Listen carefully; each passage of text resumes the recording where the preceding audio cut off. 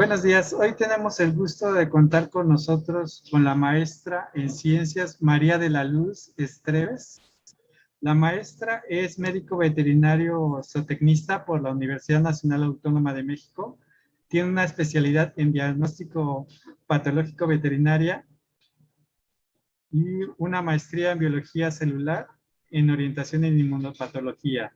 También maestría en toxicología, en Master Tox, y es adscrita al Departamento de Investigación Experimental y Bioterio desde 1999 del Instituto Nacional de Ciencias Médicas y Nutrición, Salvador Subirán. Maestra, es un honor tenerla con nosotros. Adelante. ¿Qué tal? Buenos días. Primero que nada, muchas gracias por la oportunidad de dar esta presentación. Y vamos a hablar acerca de los plásticos, específicamente los microplásticos y su impacto en la vida marina.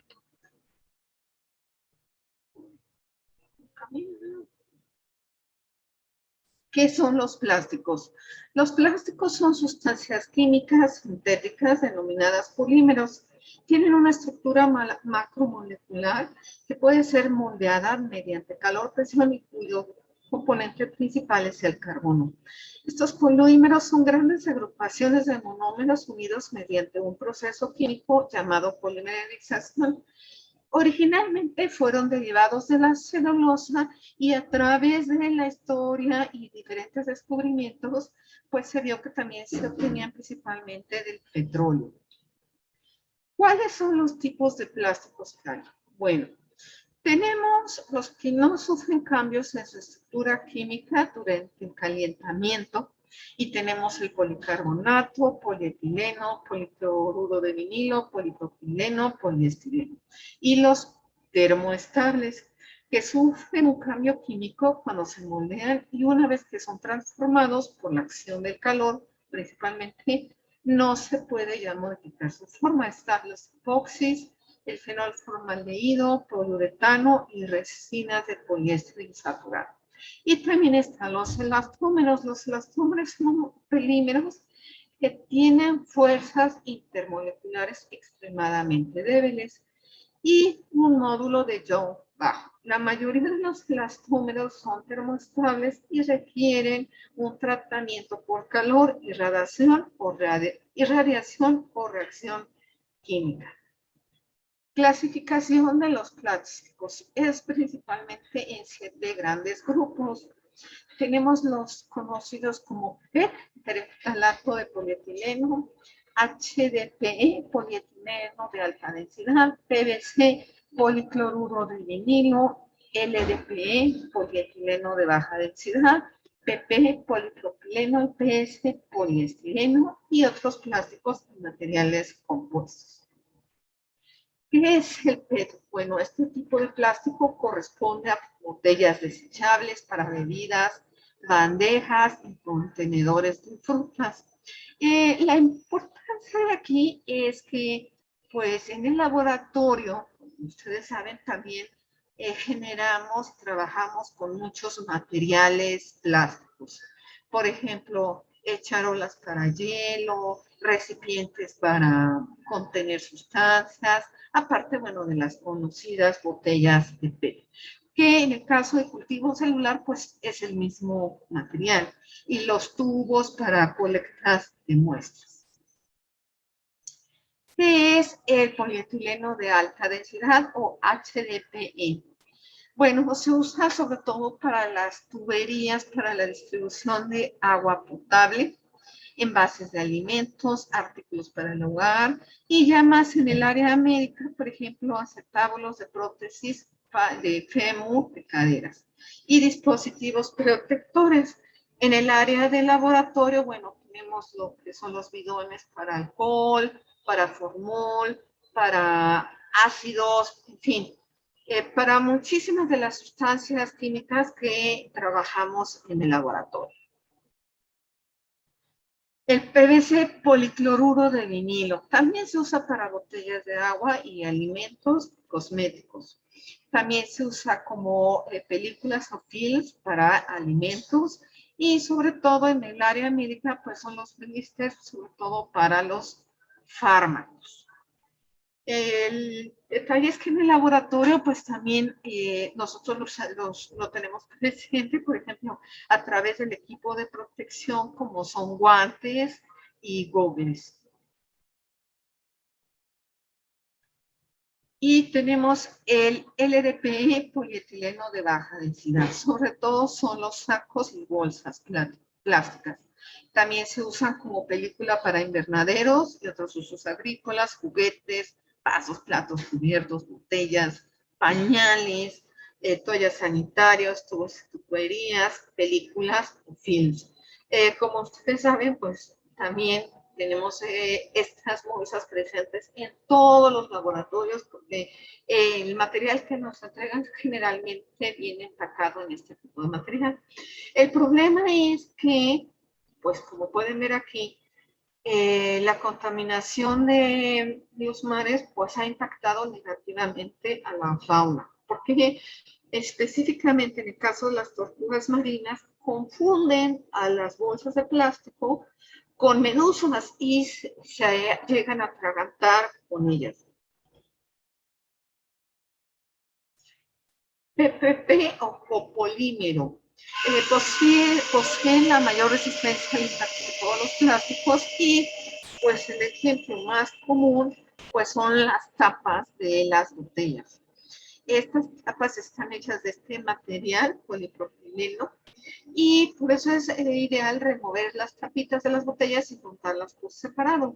En el caso del material de laboratorio, bueno, pues son las tapas que están presentes en los frascos de cultivo celular, en los tubos para centrifugación, y bueno, en muchísimas tapas de envases de frascos de reactivos. Poliestireno PS, se le conoce también como pozo blanco, Porexpan, Poliexpan o en México más conocido como Unicel. Es un material plástico espumado compuesto un 98% de aire, muy ligero pero a la vez resistente. Se usa mucho por sus propiedades térmicas y aislantes. Y además es higiénico, ya que no permite el crecimiento de microorganismos. Este lo tenemos presente, por ejemplo, en todos los recubrimientos de los refrigeradores y congeladores, ultracongeladores y nuestras cajas de unicel, donde transportamos las muestras en el laboratorio. El problema es que es un material súper difícil de destruir y es de los más contaminantes. Por el otro lado tenemos a los elastómeros y son polímeros amorfos que se encuentran sobre su temperatura de transición vítrea, lo que explica esta considerable capacidad de deformación. A temperatura ambiente estas gomas son relativamente blandas y deformables. Y surgió aquí, es importante porque fue por accidente. En 1839 alguien estaba trabajando en una hornilla en donde estaba calentando caucho. Cayó azufre ahí y el enfriarse el producto resultó ser un caucho que no se ponía blando con calor, que no se ponía blando con el calor y ni duro con el frío. Hay dos tipos de elastómeros, termoestables y termoplásticos. Y tenemos presentes muchos ejemplos. Por ejemplo, bueno, lo que son las suelas de los zapatos, los trajes de neopreno para buceo, el caucho sintético, el poliuretano, las licras, las espumas, los elásticos, el silicón. Como ustedes saben, aquí en el laboratorio también tenemos muchísimos materiales de silicón, también de neopreno, y las llantas, por ejemplo, de muchos de los equipos, pues son de este material. Específicamente en el bioterio, bueno, pues tenemos las llantas de los racks. Y como ya habíamos mencionado, bueno, ¿qué hacen o qué tienen en común todos estos polímeros? Pues que son cadenas muy largas de átomos de carbono e hidrógeno. Y para formar estos enlaces hace falta mucha energía. Pero también el problema es que se requiere mucha energía para romperlos. Estas uniones son muy resistentes y en general las enzimas presentes en bacterias y otros animales no las pueden romper. O sea, no hay forma de cómo desmenuzarlas. Entonces, ¿cuál es la ruta de degradación de estos plásticos? Bueno, tenemos algunos procesos de intemperización, como es, por ejemplo, estos plásticos generalmente lo que se hace es que se van a un relleno sanitario. Sin embargo, bueno, con las lluvias, temblores, movimientos de tierra, pueden quedar expuestos a la luz ultravioleta del sol. Ahora, también hay muchos rellenos sanitarios en donde no está enterrado el material, sino que está expuesto al aire libre, de forma que la luz ultravioleta del sol, bueno, produce una primera degradación. Y estos plásticos, generalmente, por desgracia, pues no hay políticas claras para su reciclaje y tratamiento. Entonces, a través de los ríos, además que tenemos que la gente tira mucha basura al lecho de los ríos, entonces a veces hay procesos químicos en donde se empiezan a romper estos plásticos. Y finalmente, bueno, llegan a los mares. Lo importante aquí es que muchos de estos pedazos se hacen pequeñitos, miden menos de 5 milímetros y es lo que vamos a conocer como microplásticos. Bueno, los microplásticos son diminutos fragmentos de material sintético que pueden medir 5 milímetros o menos.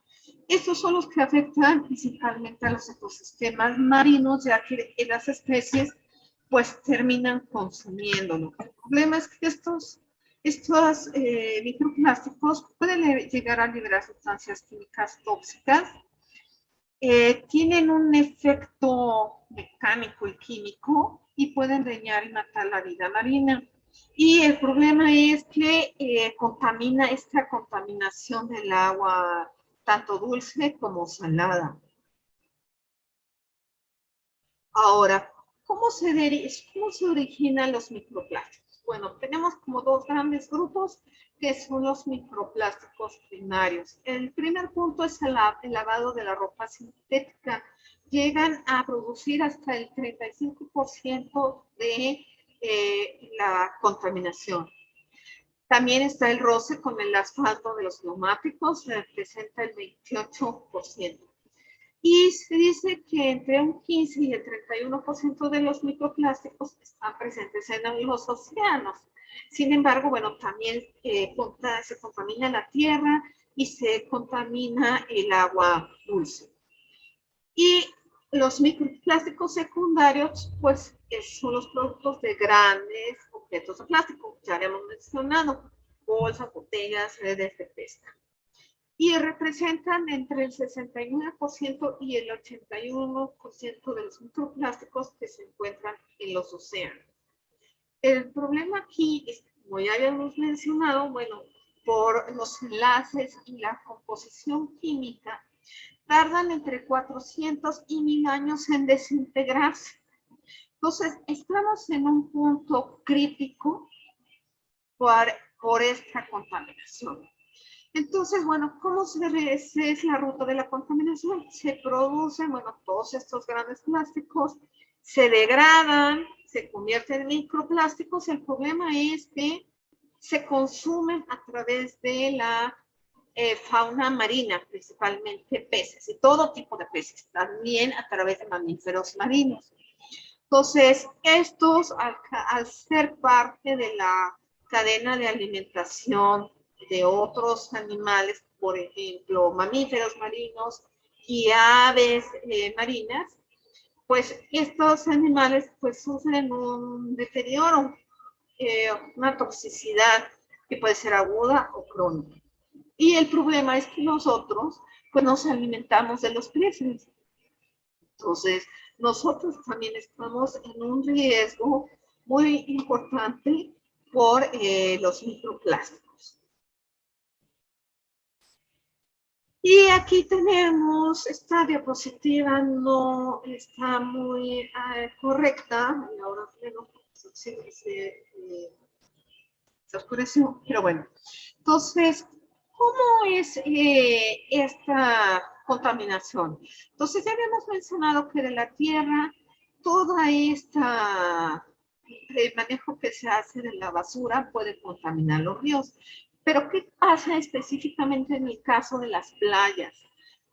Todo el turismo de playas pues no es sustentable. La gente lleva montones de basura plástica a las playas y eso contamina pues el litoral de nuestras playas. En el caso de México es muy importante porque es de los pocos países en donde tenemos playas en los dos extremos, tanto en el extremo oriente como en el extremo occidente. Y estos contaminantes, bueno, ya habíamos mencionado, sufren intemperización por efecto de la luz solar, el movimiento de las olas, se fragmentan, se rompen y se van haciendo microplásticos. ¿Y qué pasa? Pues caen al sedimento del mar, pero lo peor es que muchos, por el tamaño de estas micropartículas, es que van a estar flotando en el cuerpo de los mares. Y muchos son consumidos por las diferentes especies marinas. También hay sitios en donde todos estos plásticos se llegan a acumular y simplemente al no estar rotos ni destruidos, flotan en la superficie. ¿Y cuál es el impacto a futuro? Bueno, como pueden ver, estamos, bueno, casi en el año 2020. Aquí este es el número de microplásticos por metro cúbico. Y estamos en el 2020 más o menos, es un estimado de unos 112 millones de metros cúbicos. El problema es a futuro. Vean aquí la prospección al año 2030, 2050, 2100. Para ese entonces se tiene un estimado de que va a haber más plástico en los océanos que fauna marina. El problema es que a este momento pues no hay una política clara, al menos en nuestro país, y debería ser a nivel mundial de cero producción de plásticos. Así debería de ser. En este momento estamos en el punto crítico para poder detener la contaminación de nuestros océanos por los microplásticos. Y aquí, bueno, vamos a ver ya más a profundidad el impacto en la vida marina. El problema es que estos microplásticos pueden tener un efecto tanto aislado, pero también el problema es que se combinan con otras sustancias. Aquí, por ejemplo, metales pesados. Puede llegar a afectar el cerebro de los peces, neurotoxicidad, una disregulación enzimática y una respuesta inmune alterada. También se pueden dañar los músculos, hay un estrés oxidativo, hay un bloqueo a nivel del riñón, se afecta la vejiga natatoria, hay un impacto en la fecundidad, porque se puede afectar el ovario. Y obviamente si estos microplásticos son consumidos, que además pueden ir recubiertos, como ya lo mencionamos, por metales pesados, entonces son consumidos y afectan, en este caso, perdón, afecta las branquias de los peces, se llega a pasar a aparato digestivo, afecta al corazón, al hígado, el estómago, los intestinos, hay inflamación, saturación, complicaciones en el crecimiento, bloqueo intestinal, ineficiencia en la digestión, en fin. Aparte que muchas veces estos microplásticos afectan simplemente el contacto con el revestimiento de los pulmones y intestinos, pueden causar, pues ya mencionamos, toxicidad física, química y microbiológica, además del efecto acumulado con otros contaminantes. Y bueno, aquí presentamos algunas referencias, por ejemplo, aquí de la Organización Mundial de la Salud, microplásticas en el agua de bebida, microplásticos en el agua y en aguas de desecho. ¿Cuál es el efecto de los microplásticos en el consumo marino? Y el problema de nuestro país es que, pues ya sabemos, la realidad nos rebasa. En el caso de la norma de Semarnat, pues está de 2011 y la 087, si mal no recuerdo, también de manejo de residuos sólidos, se actualizó. El problema es que revisando esta normatividad, todavía no se incluyó nada en referente a los microplásticos. Entonces, pues el futuro es desalentador. No hay unas políticas, ni políticas públicas, ni institucionales claras acerca de la regulación de los microplásticos. Sin embargo, la ONU propuso 20 medidas que pueden ayudar a reducir la contaminación por plásticos y microplásticos. Y yo, a nivel personal, como persona, como simple ciudadano, ¿qué medidas puedo adoptar para reducir? Bueno, por ejemplo, usar un cepillo de dientes biodegradables con cerdas naturales. En el mercado sacaron unos que son de bambú, y en el caso de México sería interesante rescatar el uso de fibras naturales como son el enequén. Ahora, por ejemplo, limpieza dental, seguimos. Hilo dental de fibra natural recubierto con cera de abeja, ya que normalmente este hilo dental está hecho de nylon o teflón. ¿Qué otro aspecto? A la hora de cocinar, evitar el uso de sartenes antiadherentes recubiertos de teflón. El teflón es una sustancia sumamente tóxica y también para el consumo de las personas cuando cocinamos. Evitar el uso de rasuradoras de plástico desechables. Antes eran de mango de metal y traían las navajas que eran las que se sustituían. Sin embargo, en el mercado yo ya no he visto que vendan ese tipo de mangos metálicos. También, bueno, seguimos con los productos de belleza. Usar productos para el cabello que no contengan ingredientes plásticos como silicona y petróleo. Hay que informarse de lo que está uno consumiendo. Aquí también sería importante que hubiera una política en donde uno pudiera llevar su envase y rellenarlo para no generar más basura a través de las botellas desechables. En cuanto a cosméticos y cuidado de la piel, usar productos que sean naturales y que no contengan micropartículas. Utilizar toallas de algodón, algodón orgánico o fibra de caña, ¿no? En lugar de los bastoncitos son los hisopos o toallitas de algodón desechables. En general, aunque el algodón se desintegra, el problema es que muchos de los químicos que contienen pueden filtrarse en el medio ambiente. Y aquí surge una cosa muy importante por el impacto del coronavirus. Como ustedes saben, salieron al mercado un montón de kits en donde los hisopos nasales no llevan algodón. Tanto el mango para el hisopo o cepillitos para el hisopado nasal, tanto las cerdas como el plástico del mango no son biodegradables. Y es que se vio que el algodón natural podía tener una reacción contaminante a la hora de hacer la prueba de COVID. Punto número 8. Si a uno le gusta la pesca, hay que regresar con todo el equipo, no dejar ni las redes, ni los hilos de nylon, ni los anzuelos, ya que se ha visto que se atrapan otros animales como aves, peces, incluso ballenas.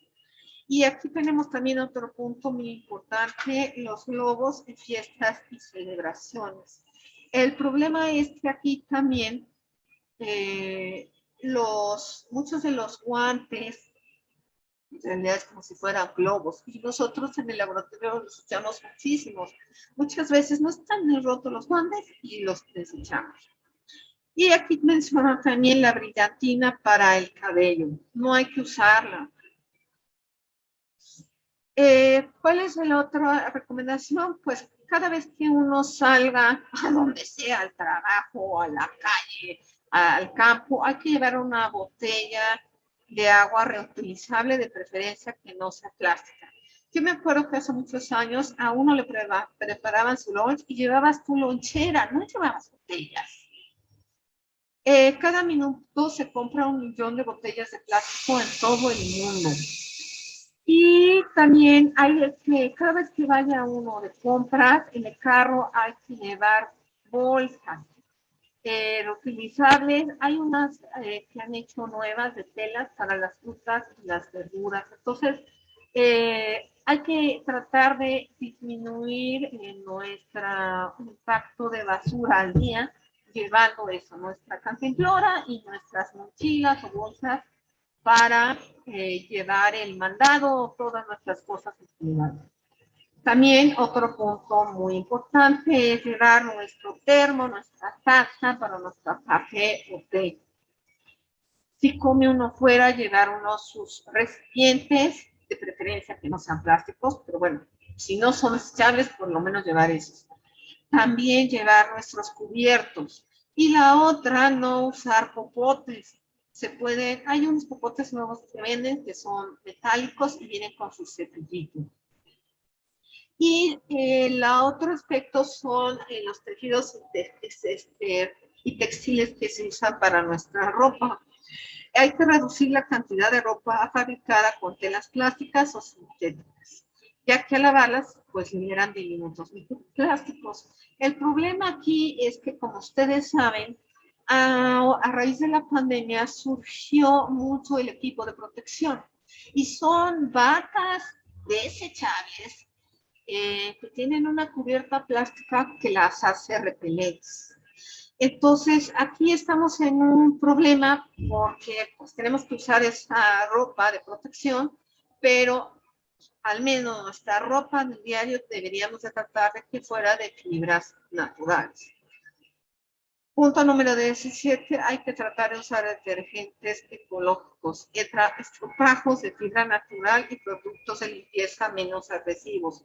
Por ejemplo, una buena combinación de agua con cloro, agua con vinagre, bicarbonato de sodio. Número 8, optar por envases sin plástico en la medida de lo posible. Reciclar el plástico existente y reducir su uso, teniendo en cuenta que los plásticos biodegradables en realidad no se degradan completamente. Ustedes vieron que ahora dan en el súper unas bolsas que tiene una marca que se llama, dice oxibiodegradable.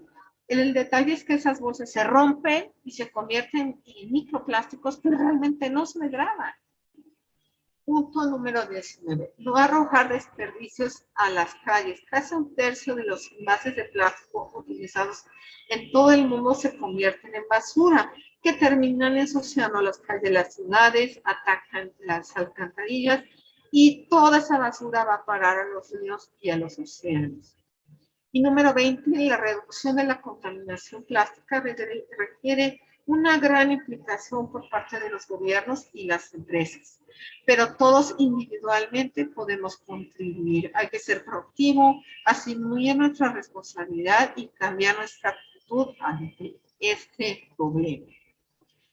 Muchas gracias por su atención. Este es un tiburón ballena, como ustedes saben, abre la boca para alimentarse de fitoplancton, zooplancton. El problema es que ahora se ha visto que en realidad están llenos de microplásticos por dentro. Así es que es una de las especies que están seriamente amenazadas. Y nosotros en nuestro país contamos con esta especie, sin embargo, pues con los niveles de contaminación que hay de nuestros mares, pues lo más seguro es que se extinga. Muchas gracias por su atención. Muchas gracias, maestra. Tenemos algunas preguntas, permítame tantito. Aquí está. ¿Se conoce el porcentaje de cuánto microplástico podemos consumir en los peces que comemos? Todavía no se sabe.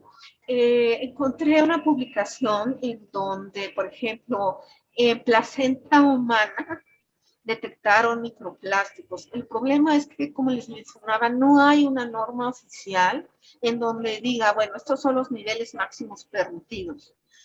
Esta es la norma oficial para detectar microplásticos en los alimentos, en el pescado fresco, en el atún enlatado, no hay. Ok, gracias. Otra pregunta, ¿será necesario regresar al uso de material de vidrio y no el desechable en el laboratorio? Por eso yo me tomé pues el atrevimiento de dar esta conferencia. Yo siento que nosotros en los laboratorios generamos muchísimo plástico. El detalle es que nos dicen, bueno, es que usa las cosas desechables para que no se contamine tus pruebas que vas a hacer. Pues sí, pero estás contaminando el único planeta que tenemos. Entonces, yo creo que sí es muy importante regresar al vidrio. Ok, siguiente pregunta. En este ambiente marino, ¿qué es en realidad el sargazo? ¿Y fue la causa principal de su formación, ya que hace unos de 5 a 10 años no existía este problema? Bueno, el sargazo son unas algas. Existen desde hace millones de años. El problema es que se ha visto que con el calentamiento global, las corrientes marinas también se han modificado y la temperatura de los océanos se ha elevado. Dicen que entre un 1 o un 2%. Entonces, al haber estos cambios en la temperatura, es lo que ha permitido la proliferación de estos sargazos. Los sargazos, no sé si ustedes han llegado a verlos, están sobre todo, al menos en nuestro país, han afectado a lo que es Cancún. Entonces, estos sargazos poseen unos pequeños como globitos que son de la parte del alga, y lo que hace es que floten. El problema es que se han crecido muchísimo, entonces han proliferado tanto que impactan en forma negativa a las playas de Cancún. El problema es que también se ha visto que estos sargazos, por su forma de ramificación y por la superficie que genera la forma del alga, lo que se hace es que se convierten en como unas mallas en donde atrapan metales pesados. Entonces, aunque se atrapen todas esas algas y se avienten a la playa, no se pueden usar para alimentación de ganado. Lo único que se tiene que hacer es molerlas y enterrarlas. Entonces, volvemos a recontaminar la tierra y los mantos freáticos. Estamos en un punto crítico. Yo no sé, ojalá se pueda hacer algo. Ojalá haya algún grupo ambiental o muchos grupos ambientales o que todos los químicos se unieran y presionaran para que se cambie la legislación.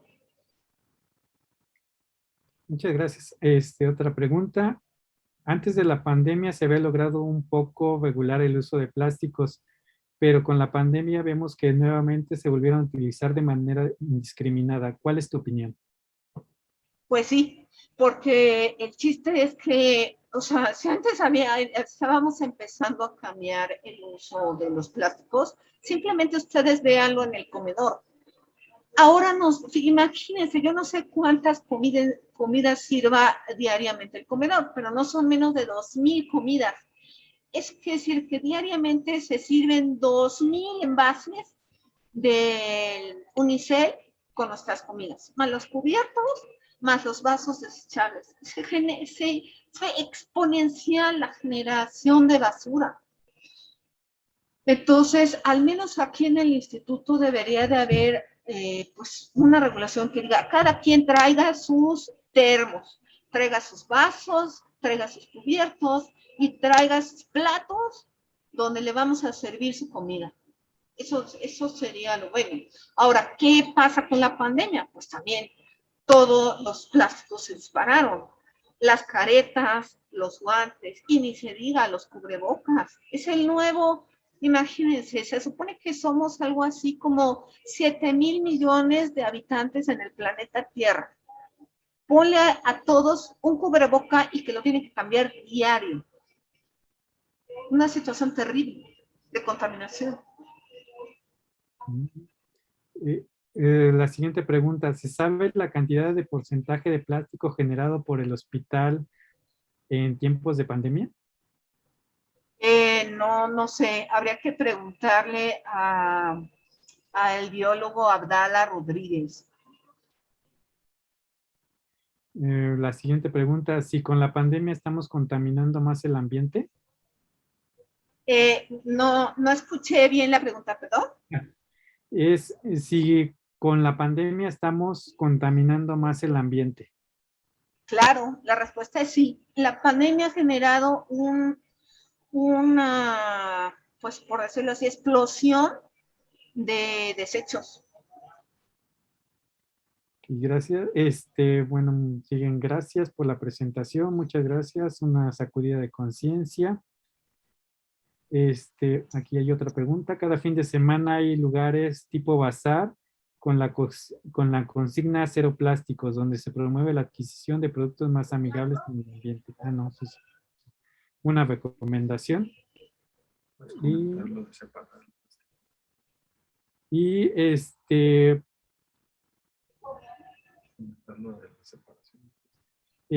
También lo que podemos hacer es separar los plásticos en los laboratorios. Y bueno, creo que serían, bueno, gracias por la presentación y muchos agradecimientos. Entonces yo creo que A ustedes, muchas gracias por su tiempo, su paciencia y esperemos que pues todos tomemos conciencia y de alguna forma, al menos a nivel personal y a nivel de nuestras áreas de trabajo en los diferentes departamentos y laboratorios del instituto, pudiéramos hacer un cambio. Muchas gracias. Con esto terminamos nuestra sesión del día de hoy. Y a todos ustedes, gracias por su asistencia. Muchas gracias a todos. Muchas gracias, maestra. Y nos vemos la próxima sesión. Muchas gracias por su atención.